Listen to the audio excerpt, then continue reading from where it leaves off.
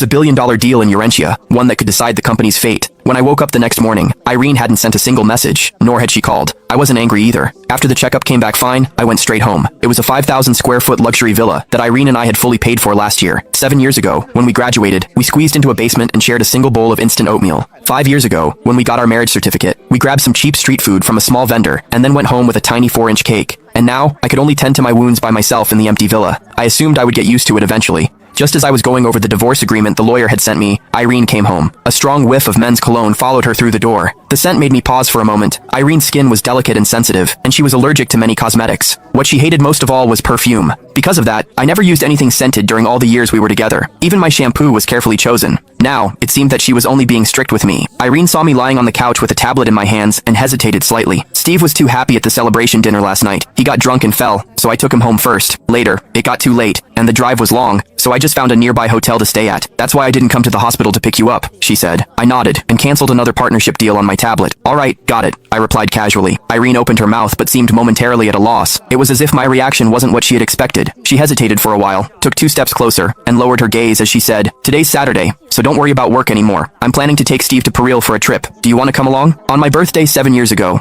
Irene and I took a $5 photo together at a night market. Looking at the flimsy backdrop of the Pareel Tower, she swore that once we had money, she would take me to Pareel and recreate the exact same photo under the real Pareel Tower. As the years went by, our house got bigger, and the business became increasingly successful. Yet she grew busier, often trying to soothe me with excuses. She would say, "Jay, this is a critical period for the company's growth. As the leader of the company, how can I just take leave and go abroad whenever I want? You've always been the sensible one. You can understand me, can't you?" I understood. So I stopped bringing up Pareel and threw myself wholeheartedly into the company's work, contributing to her career. But it turned out that if it was Steven, she suddenly had time. I opened the next client's email and said in the same tone, "A group of 3 feels too crowded. I'm not interested." After hearing my words, Irene somehow seemed to let out a sigh of relief before continuing, "Fine, I'll just grab something and head out. Have lunch on your own, and we'll eat dinner together tonight." This partnership is crucial for the company's expansion into overseas markets. I've invited the media for a press conference next Monday. Haven't you always wanted to stand by my side openly? Next Monday is your chance, so get ready. Chapter 3. After Irene finished speaking, she paused and looked at me seriously. "Don't worry, this time I'll introduce you properly, and I won't let Steve interfere." I looked up at her with a calm glance. I knew very well that this was her way of making up for what happened the night before, but that was fine. The cancellation of the deal in Urentia would take a few days to process anyway. Announcing it on the day of the press conference would work perfectly. In the evening, I went to the restaurant early, just as I always did. After 7 years together, it had become almost a habit. While I was waiting, I received a call from overseas.